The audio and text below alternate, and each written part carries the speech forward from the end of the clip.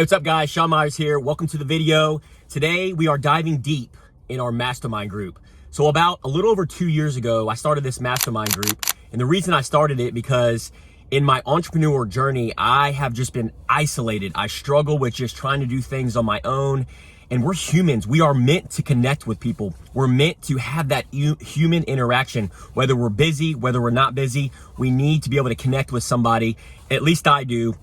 So I started this mastermind group. I called 4 individuals over 2 years ago, and I said, hey, do you want to meet up for this mastermind group? I don't know what it's going to be. I don't know the agenda. I don't know the criteria, but I'm calling it a mastermind group, and I just want to meet up and meet you guys at this place in Conroe at this time on a weekly basis. Well, fast forward over 2 years, some of these individuals have come and gone because of just the criteria and just niching down for the type of individuals that we want in this group. And some of them have moved on to other states, and some have just moved on with their lives, and that's okay. But we're still trucking along, and 2+ years later, we are meeting today. We've got some new members. I'm super excited, and you're gonna hear some of the stories, the highs, the lows, the gratitudes, and also we're gonna do an introduction of what we do, why we do it, and who we are. So I hope you enjoy the video. Drop in the comments something positive that you take away from today's video, because the whole goal of a mastermind group, from what I've learned, is collaboration and support and guidance. Because when you try to go at life alone, it is tough. It's challenging, even for the tough out there, even for the people that have the mental fortitude and they think they can do it alone. But what I have found out in 30+ years is it is tough. It is almost impossible to do it alone. You have to have that support and that guidance and that collaboration. So we've put a system and process in place in this mastermind group where we meet on a weekly basis. We dive deep on our issues, our problems, and at the same time, our wins of life. And we have just seen huge dividends pay big in our lives. So we want to take our audience, we want to take our followers through this, because who are we to just keep this selfish and just the 4 or 5 people? Obviously, the vibes, the experience is being there in person. But if you can filter this into your own life and apply it for how you live your life, and you take one thing away, then that's what this channel is all about. So I hope you enjoy. Let's dive in.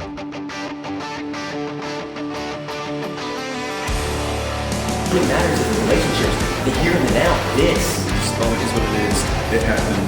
Yeah, I'm over it. Yes, this is frustrating me, but what did I?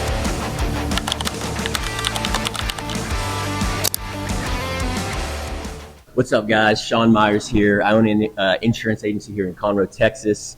Alongside of that, I do coaching and mentorship for business owners that feel stuck in their business. So if they feel like a prisoner, I help them work on their business, not in it.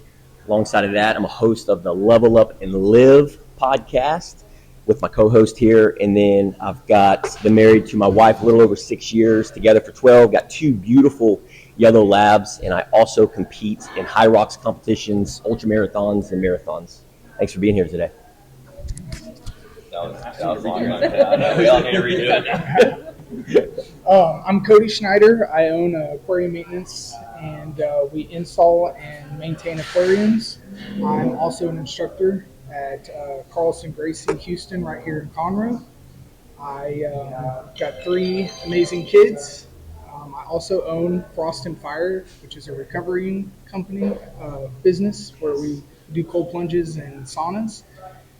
And What black belt are you?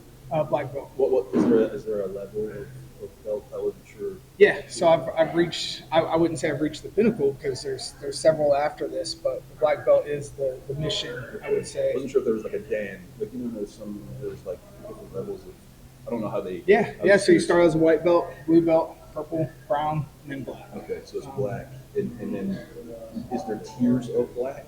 Yes. Yeah. So you got 1st degree black belt, 2nd degree, 3rd degree. You go all the way up to 7, and then you get what we call a coral belt, which is black and red. What degree are you? I am a 2nd degree belt. 2nd degree. Yeah. So that's 6 years of being a black belt. 6 years of being a black belt. How many years was it to get to the it took me 12 to get to a black belt. So it's 18 years of jiu-jitsu? Yeah. And why do you do what you do? It's all passion. Aquariums, of course, in the beginning was just because I loved aquariums. It was a hobby thing, and then it ventured off into, of course, hey, I can scale this to actually employ other people, and so that's what I've done over the last decade or so. I was solo for the first 7-8 years, and then just started employing people, and then creating systems. And yeah. Thanks for sharing, man. Yeah, beautiful. Oh, thank you. Hi, all. I'm Crystal. On a good day, a yellow. On a film, feisty, probably. And my son went there. Awesome. So I was like, wait, who said that?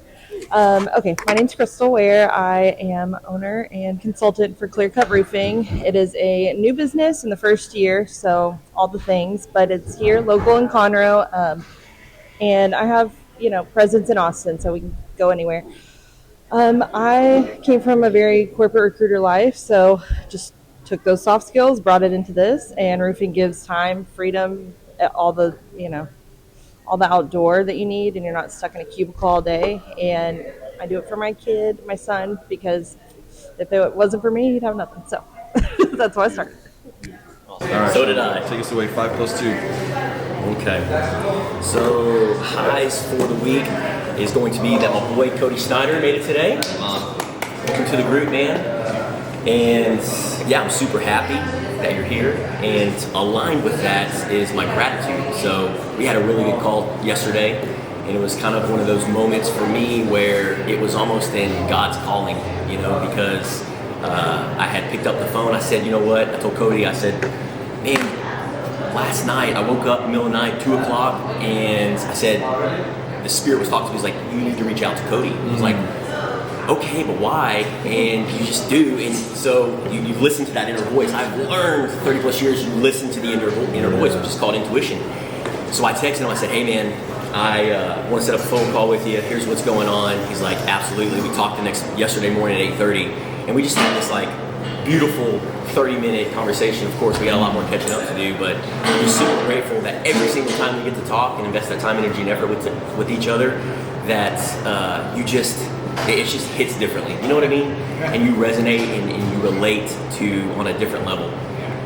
So sometimes we are misunderstood, but I think everybody sitting at this table, when you understand each other to a certain degree, it feels good, man. There's a whole other level of support and collaboration you can talk to. So just because you did the talking yesterday on the phone, it inspired me of what you shared with me, that vulnerability. So appreciate that, man. I'm grateful for that. On the flip side of that, my low for the week, man, yesterday afternoon was super emotional. So I got done talking to you. I went to this leadership development class, and we're having these Christianity talks, and they're talking God, and we're getting emotional in this conversation. And then I go to talk to Cody, and then I'm emotional there. I'm I'm not an emotional guy. And then I have a phone call set up with my mom and my dad, which I never do. Right? It's all one day. Yeah, it's all one day. I learned a lot. What's going on here? So I'm having these emotional conversations with them. I just feel called to call you guys and be intentional about that. And then the low for the week, that afternoon, man, I went to take a trip to DC, which trip has been with us for 12 years since I've been with him. Older. And he's always been a stud. He's never had any issues. He's always been this guy that's ran alongside me, always been happy, and just unconditional love, right, if you have dogs. I go to take him on a run yesterday, and on the trail, and the sun's coming down, the leaves are falling, there's nobody around, there's no noises, there's no technology, and I'm just walking alongside my 2 dogs, and I start running, and Dixie's right next to me, and I look back, and Trip is just barely making it, man. I started tearing up, dude. And I never cry. I never tear up. And it was, I say it's low, but it was just one of those moments I'm like, what's the priorities here, Sean? What are you doing, man? The money, the accolades, none of that matters when you're on your deathbed. What really matters is the relationships, the here and the now, this, right? The conversations and enjoying every moment that you can with your kids. And it was a surreal moment for me, man. And it was teared up, so. I don't know. Yeah. Man, thanks for sharing that, dude. That's Needed to happen at that point. You needed to be there in your element with the dog. To feel it all. Yeah, no, and you were already in an emotional state, so it was I gotta. That's right.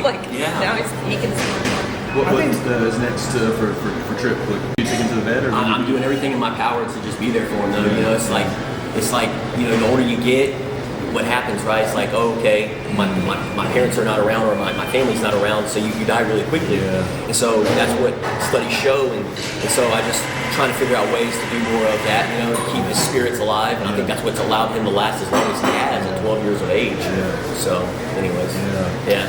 Dude, be praying about that, man. Thanks, man. Right? Because like we can be so like most what I've seen is you can get so frustrated with these things, but instead you're actually seeing it. Yeah.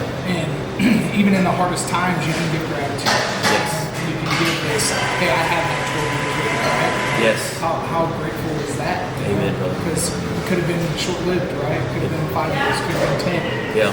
But here you are with him still for 12. So, Dude, I appreciate you saying that, man. It means a lot to me. I mean, I lost my grandma last year. It was probably the closest person I was to that I lost that I loved. And that's just what I thought about. You know, hey, I was blessed to have her until I was 35 years old. All right. For Cody. Yeah, for Cody. So my highs, I finally just finished building a house. So I've got moved in there. Has that been stressful? Like, if you can go, or is it pretty smooth? Oh, to say the least. How long has the process been? How many years? So building this house actually took about roughly 3.5 years. However, I had a lot of delays. Builders that actually walked out on me. In the middle of like COVID, everything. Yeah, exactly. So that postponed us, and then I actually found a builder. That builder started, then left after receiving $36,000. Then another year of He took the money and split. and then I don't know if you guys know, but you cannot find another builder and just let them start because because they could have liens on the property. So until you get that builder to sign off, which he went MIA, I couldn't find him. So it took over a year of no liens showing up on the property in order to start the process of finding another builder. So lo and behold, I ended up finding another builder. A year later, we were able to get it going, and then it took a year to build the house. I didn't realize I was building such a big house.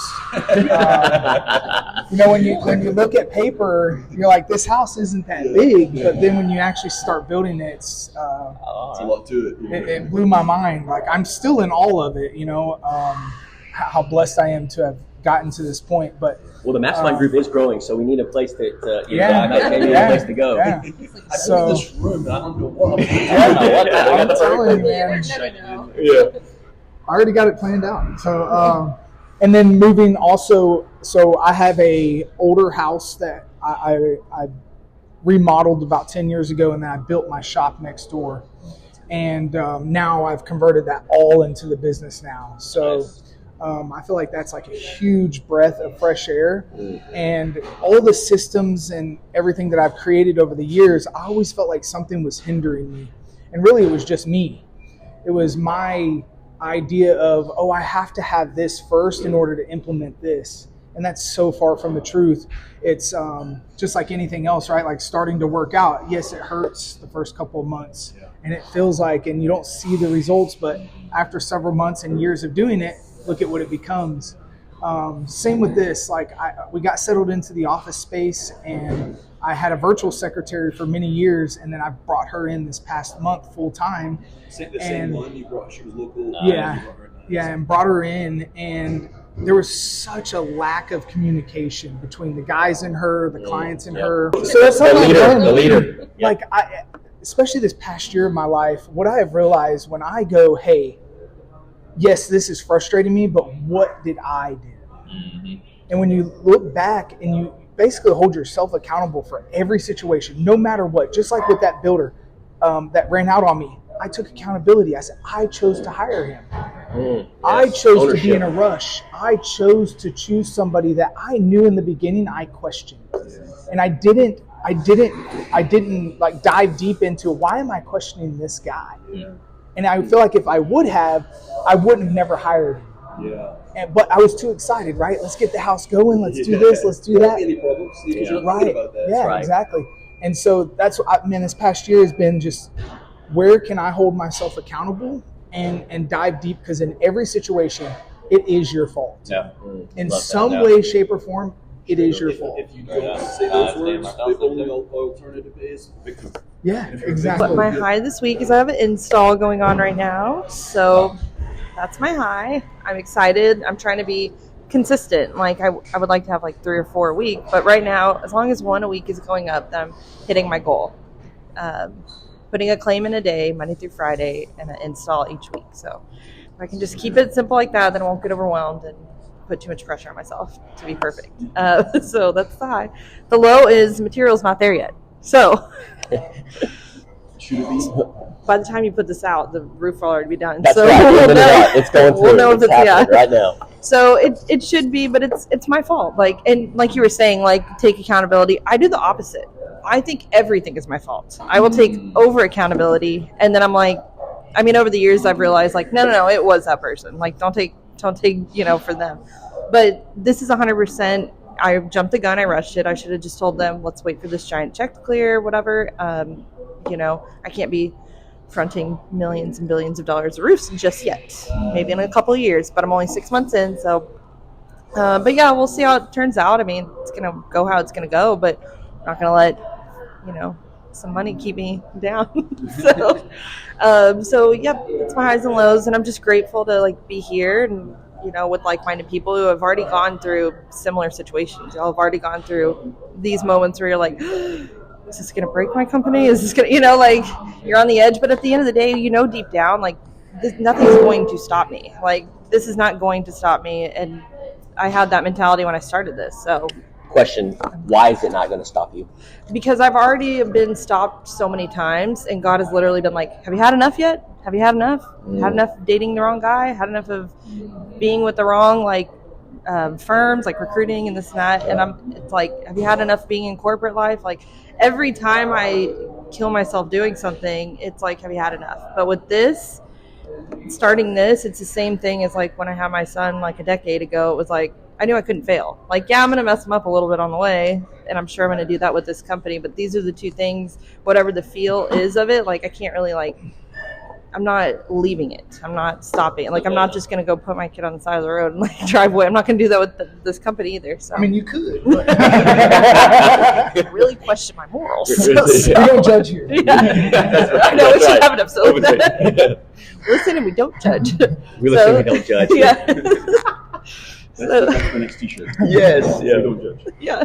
Yeah. We could say that about my material thing right now. Like, listen, we don't judge. So it's definitely my fault. Like, take accountability. But anyways, yeah, so that's me. So you said you take too much. What do you do then? How do you calibrate to where you're not? Because if you do that too much, that's a spiral.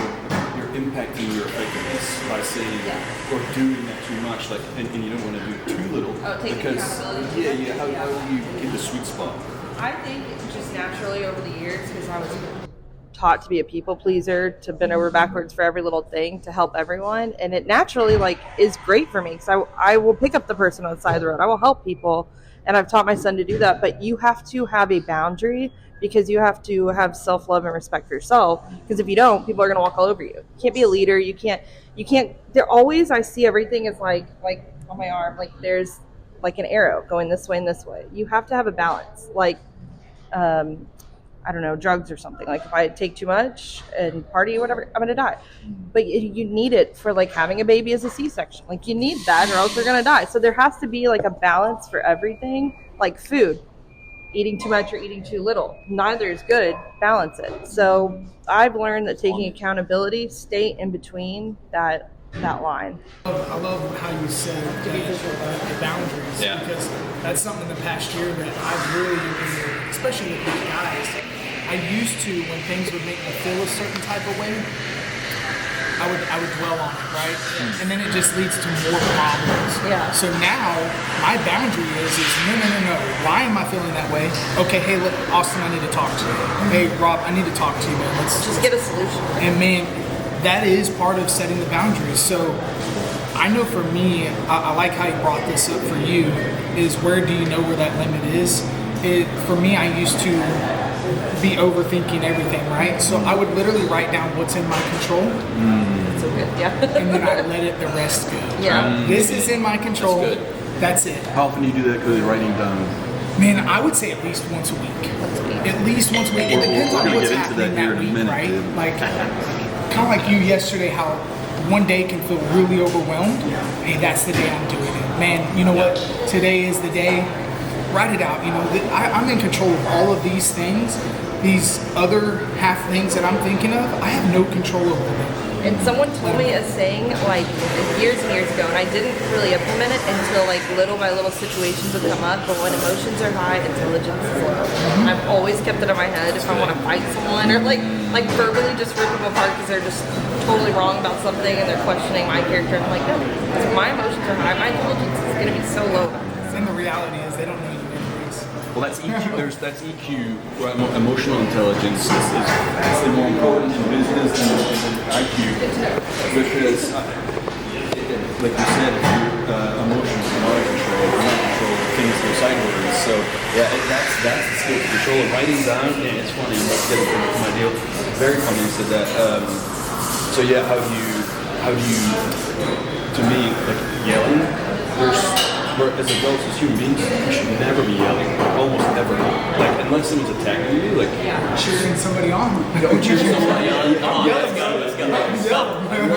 But or name calling, reading in your mind, they are a, or they're being such a, like, that's an indicator you're emotionally out of control, because you're now doing things that you would say or do that you would regret. You wouldn't actually say that to them if you were calm. And doing it to ourselves is not any better. We don't realize subconsciously we're talking like that to ourselves. You're not really in an actual conversation. You just suddenly realize you're maybe tense. You said you're like, why did I do that? Idiots. Like, your brain doesn't know you're not impacting yourself. Yeah. I'm going to jump into my gratitude because of what Cody said. My gratitude is for James Pennebaker, Dr. James Pennebaker. All the reading, podcast, everything I listened to, study, I came across this YouTube video, and he talked about writing things down for 15 to 20 minutes. And it's something very personal, difficult, a lot of times childhood stuff, right, that we can process. So he did this over 2,000 studies, like deep studies, and I forget what university he's at, but he said in those studies, 4 days of writing for 15 to 20 minutes, all the participants, they wrote down very extreme, difficult things in their lives from the past, processed it, just continuous writing, don't stop, just keep writing, even if you get kind of held up, you can write the same thing over again, but you're just talking about how you feel, what happened, what you think happened, things you didn't realize, you just writing. You do the same thing the next day for 4 days. He said afterwards, their blood chemistry changed. They did blood tests before and after, and everyone of the participants, even 30 days later, said they had great peace, great calm, and were acting differently in situations because of their writing process, right? So he goes deep into the science of that, but man, it's fascinating. The journaling, writing, you've heard it for years, right? Like, writing is so powerful for people. So for somebody like when I hear journaling, right, it's like when you write this thing, like there's so many different things to write down. Yeah. What are some things that you write down that help you with that process? So I went. There's kind of like a doctor. She actually has a YouTube channel called The Crappy Childhood. She has like 5 million subscribers. Really cool dog, Christian woman. She's an older lady, and she said that the framework for her is write out all of your fears, like all of them, no matter how ridiculous. Like, and really get connected to yourself, right? Like all the things you're afraid of. What are some fears for you? And fears for me, like being controlled. And what are some of the other recent ones? Embarrassment, rejection, looking foolish. Like, all those things are fears for me, right? Like, it's human.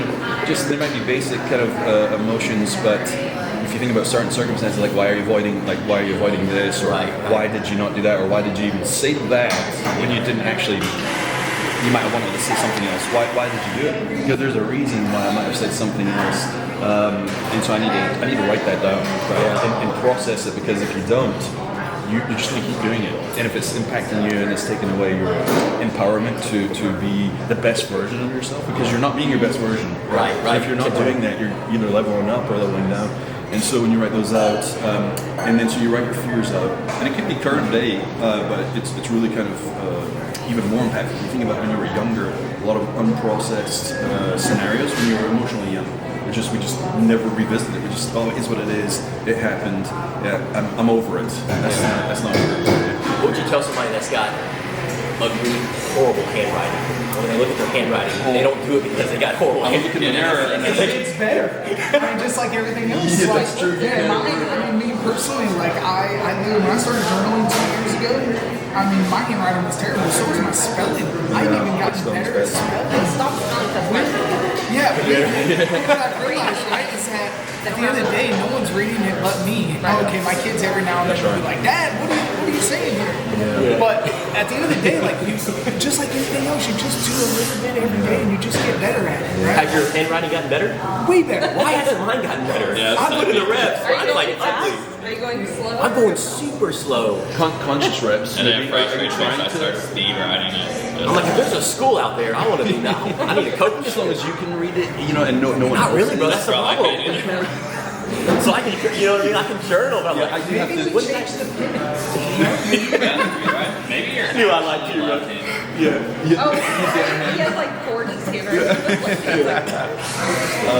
So write down your fears, and then this is the second portion to it. Write down your resentments towards people. And sometimes you have to dig deep. Like, you know what? I didn't know I was feeling some resentment towards that person. So now you're getting it out, because if you don't, it's just in there. You might have been having resentments for years and you didn't know it. And this is an important part. You know, we're talking about like someone else reading it. At the end of this, there's one more step, but the last step is you burn it or crumple it up and throw it away. really? Yeah. Don't keep it. You don't, I was going to ask you, what do you do about it? told You that. write these things Write them down. down, and so this is the third part. So you have your resentments, why you might resent that person, how you feel about it, and then at the end, either if you believe in God, you give that up to God. Say, God, I don't want these things in my life. Yeah, I'm giving it to you, and take this away, and God will do that 100%. Now, if you don't believe in God, you can universe it. Like, I give it to the universe. I'm releasing. Release. I literally wrote a 4-page letter to a guy that stole 32 clients from me. $7,800 a month in revenue. All right, 2 years ago. This money going out of your pocket. All somewhere right, else. so I literally wrote him a letter thanking him. Because if it wasn't for him, I would have never implemented an NDA. I would have never implemented the systems and the processes that I did in my business. Because now I'm able to come to this meeting. I'm able to go to a dentist appointment. I'm able to go do all these things throughout the day that I never 2 years ago was not able to do. I was the technician, I was the manager, I was the secretary, I was everything. But until that slapped me in the face, which I thought it was devastating, right? It was like one of the most devastating things that's ever happened to me. But it was just that. I was going to send it to him. But you know what I did? I crumpled it up and threw it away. And from that day forward, It doesn't matter if he has it. I have not thought about it. I have not, it has not bothered me, it has not kept me up And at that was night. your It free hasn't- will that you could have chosen this It path. was phenomenal. It's so I did that just for myself, right? And I wanted to mail it to him because I was so grateful for it. It took me almost a year, right? Like to finally get over and holding that resentment towards him. And then you almost devastated my family. You almost stopped me from building this house that I saved for 10 years for. All of these things, right? But instead I was like, wow, you know what? The reality of it is, I told you this yesterday. Every process we go through is a learning process if we allow ourselves to. If we allow ourselves to learn from it, and let's be real, the deepest, the most hurtful, the most painful things that we go through are the biggest learning for us. What happens if you don't learn, though? What happens if you don't learn? That's why I think I don't know because I just continue to learn. I don't know. I think you're learning because I don't think you would be having those conversations or be able to say that with authority or conviction if you weren't learning. I think if you don't learn, you go backwards. And so I had that same mentality, like, oh, I just won't think about it. Yeah. It's over. It's over. Yeah. And then, several years it arises, or even, I think for me, having you're going kids back. has made me realize a Taking lot of 3 things. steps back. Especially when I used to get so frustrated with them, and I would yell, and I would just be so, and I'm like, why? I started realizing that, I'm like, wow, it's because they're just like me. Those things that I do frustrate myself. It's exactly like the I know, and I'm like, And when you don't change, know. your things change Oh my miraculous. God. I mean, night and day. This. Like, It's like, you think it's a kid. It's yeah. I gotta change because they're emotionally immature. I'm the mature one, so who should be dictating the outcomes of these conversations? Well, it's gonna be on me. Unfortunately, you can say unfortunately until you realize, no, fortunately, it's on me. Dude, then they get to where mine are right now, they're teenagers, they start calling you crazy. Yeah. I mean, don't get me wrong, right? It may take me a couple of minutes. So my 14-year-old literally just last week calls me out, and I'm like, you know what, son? Can you tell us what he called you out on, just for context? Give me just a second. I could have turned my Give me just a second. That's advanced level. Saying, can I have a second? That's good. That's advanced. That's good. So there's kind of a personal situation that happened. You don't have to share it, yeah. Yeah. If you don't want, yeah. And basically he said, Dad, what are you gonna do about it? Wow. Like, I mean, stop you in your tracks, right? Because my son is very much like me. He can get very serious. Yeah. He can get very intentional about what any conversation it may be. And I love that, adore that about him. He actually made me realize that about me, that I'm very much like that. And I can definitely take some situations too serious, especially when it comes to my boys. But it's truly out of love. It's because I realize that I do care so much, but you don't have to attack because you love and care so much. You gotta take that step back and ultimately just take a deep breath and then talk with him. I think frustration is when we're yelling and because you just said out of love, right? So you're like yelling and frustrated, but it's actually coming from a place of love. We talked about this last year. It's just a skill gap. Yeah. Because you don't know how to communicate the love That's right. in a way that's not angry, because that's all we've learned. And you've learned that skill to then, I don't have to get angry. I know how to communicate Takes it how back to to love. the kid, like you were talking about. That's how my dad and my mom communicated to me. Exactly. It was always yelling Yes, and this same and that. for It was me. always chaos. It was all, and it was because they were disabled at the end of the day. Like they weren't able to do what I'm doing, which is the work of, hey, what am I doing in this situation? How am I acting? You've broken the cycle Yeah. of that. Changing the So you know what dynamics. helped me the most on this? Is my boys were recording me. Oh my god. Without their knowledge? Without my knowledge. Okay. She's like, I feel 3 it. days You're later, talking You can show this in about 5 my years. son literally was like, "Hey, Dad, I wanted to show you this." I was so embarrassed. Oh, I was what so an embarrassed. accountability partner that is. Yeah, That he was oh, like, man. I just, and this is why, this is my little son I'm speaking of. That's why I adore him. He is like literally so above his years because of just that. And it's like, that is literally, him who he is like literally who I want to be. Because you've done so much work on yourself, though, if you think about it. Like, It's you've showing got that. right there. Yeah, Like that's it right. literally, and I didn't realize that all these years until probably about a year ago with him doing that stuff. At first I'm like, why is my 13-year-old calling me out? Then he turns 14 and it's even more on a whole new level. And so no joke, after seeing that video, one, I was the most embarrassed I've probably ever been in my life, honestly. Like you could have put me naked in a stadium of 100,000 people. Well, at least he showed you and didn't put it on social media. Yeah, sure. That would have been worse. True. Didn't think of that. But luckily my kids don't have social media. But That's wise right there. So yeah, good. you know, like, and what I love about it is they're not even interested in it yet. They haven't even come to me about it. I haven't even had. I just got a request from Xander. Not true. He's like, Let me see. When I hear you say, "Can I have a second?"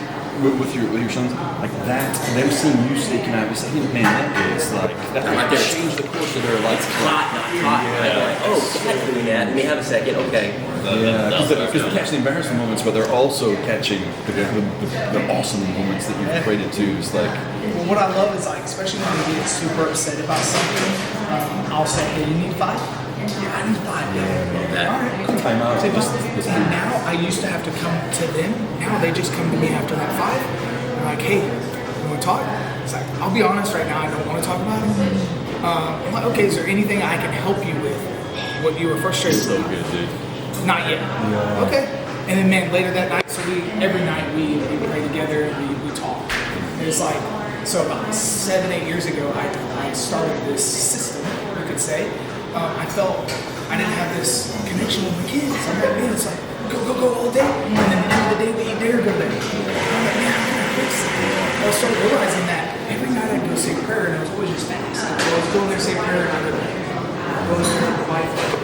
Well, I wasn't feeling satisfied. What can I do to fix this? So I started going in there, and they're all calm. They're all talking to me, like level-headed. And I'm like, wow, this is incredible.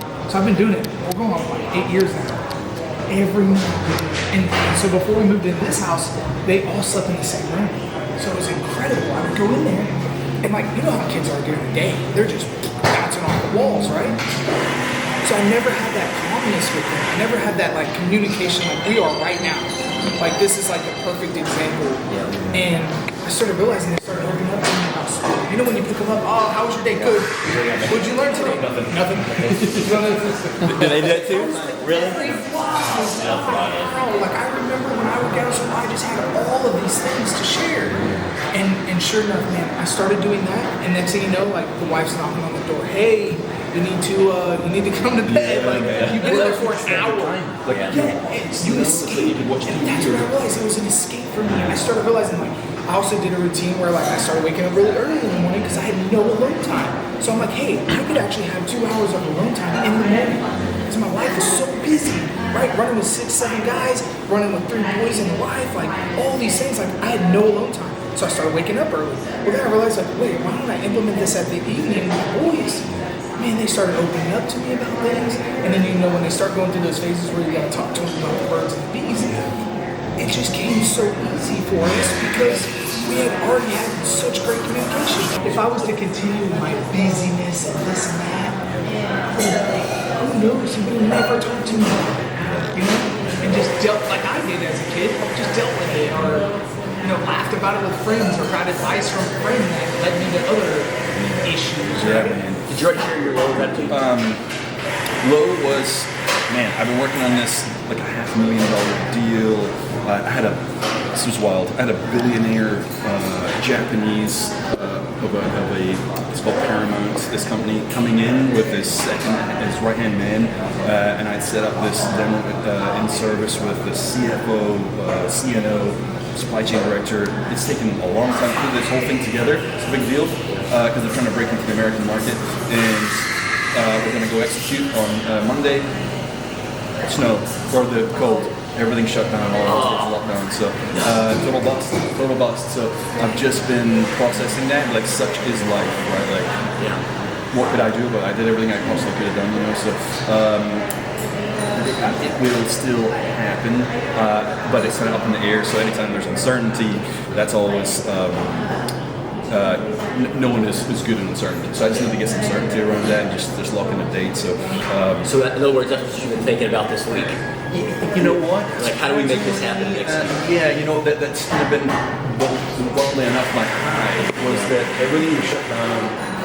It's a lot of reflection time, a lot of processing, a lot of strategic like planning, ideation, all the things I love to do.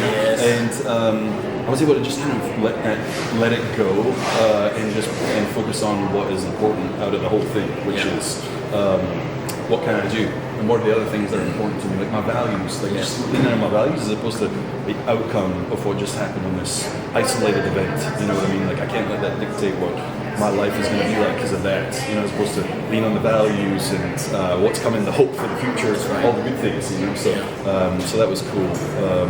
That was really my high. Got a massage. Was able to get back to working out because I've been sick, you know. So, oh man, my zone 2 heart rate is obliterated. PS. That's probably been the hardest thing this week is looking at the watch and like my zone 2 is like 10.5-minute pace.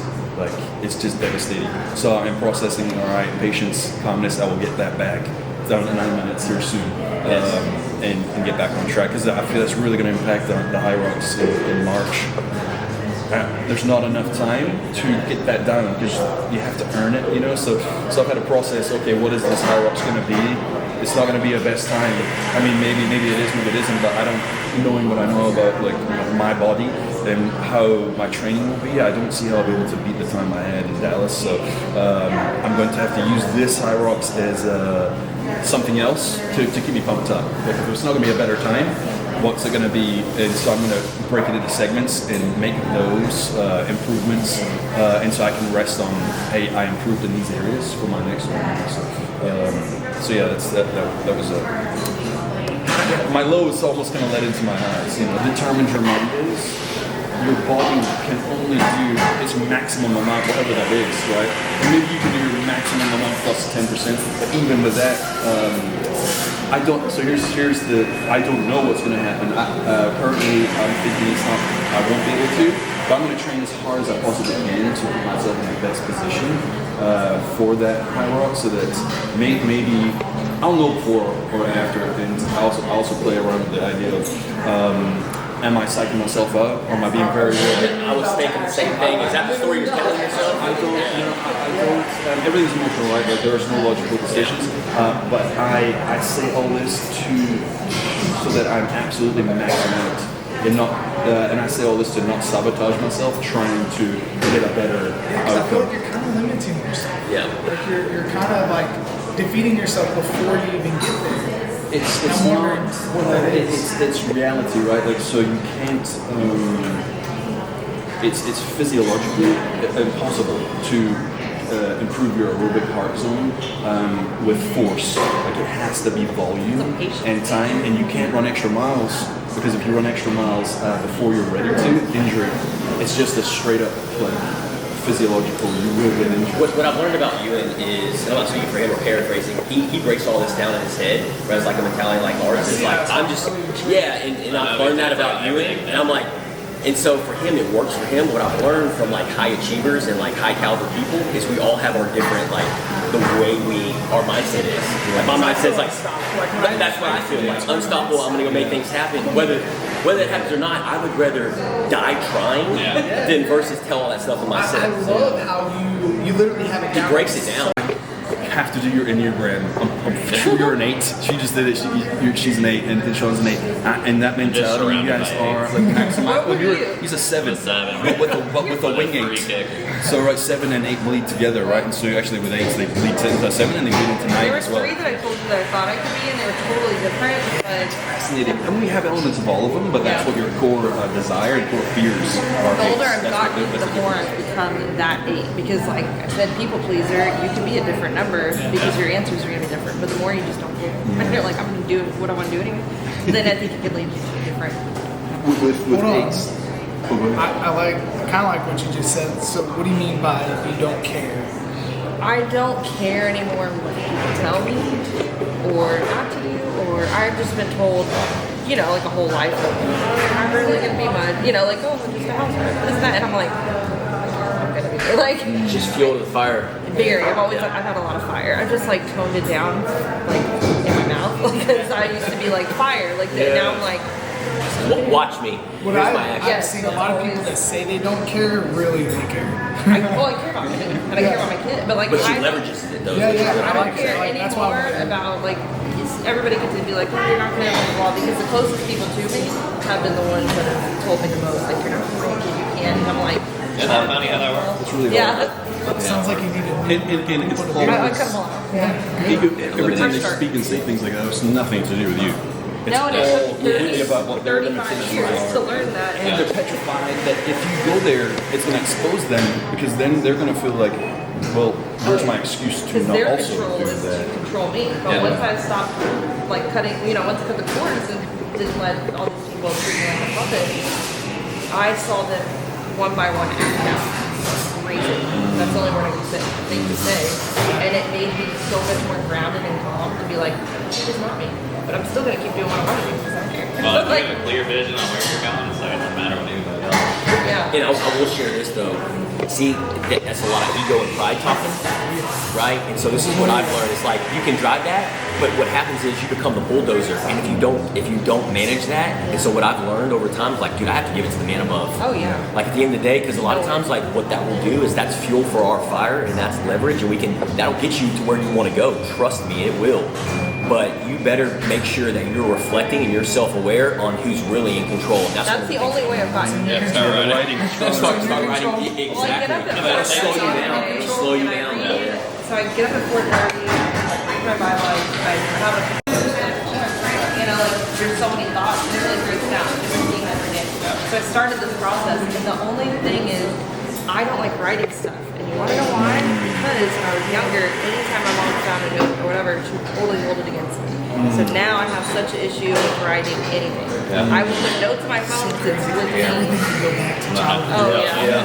I would write about it and burn it with the Burn lighter. it, yeah. With the lighter. I feel, when you said burn, I was like, that's it. Because I hate it. I mean, it's like just me, my You phone. should write about that topic too. Like, Yeah. hey, I feel like I got caught with the notes and I'm frustrated. I'm mad that she found that. I'm embarrassed. You know, and then just get that off. Do 4 days straight and burn each one of them. Yeah. Just process it and see So what I don't like to happens. make anything written down anywhere. So I'm like, someone finds it, or this kind. It could have nothing to do with it. But the fact that like my deepest thoughts is violated again. It's petrifying. Yeah, it's crazy you say that because like I have so many journals now, and I'm thinking, what do I do with these? A couple of them I probably a year ago would have been embarrassed if my kids got a hold of it or had seen it. But now I look at it as something beautiful. My kids will one day, if they choose to, see the struggles that I did go through and how I overcame them and how. And we want to hide that stuff like superficially, but it's actually letting people know. It's like, oh, if we all did that, it would be totally normal if we go through these failures, which is only when it get to the top. You know? I'm no, we're no different than anyone else. Like everybody faces their own battles, faces their own fears. Well, I say that some don't. That's why they're in the situations they're in. However, I look at that now as more of a. That's who I was in that period in that time of my life. Yeah. Did it suck? Yeah. Did I write some deep stuff in there? Sure. I'm in no way now embarrassed about it. I'm in no way shameful of it because I know who I am. And I know that that was just a phase of my life. And that's something I preach to my boys now. You know, my son used to get so frustrated about football, and then I implemented with him 15 minutes a day. You can be one of the best at anything after a year of doing it. Right. And now, like, he doesn't drop a football. And it's because Reps. And even look, I would come home and have the longest worst day ever, and he'd be like, "Hey, Dad, we're gonna give it 15 minutes in," and I just so bad want to be like, "No, you go. Accountability. Get your brother to do it with you." But no, he held me accountable. I had to hold him accountable. I get out there and do it with him every day. And then next thing you know, he's the best receiver on the team.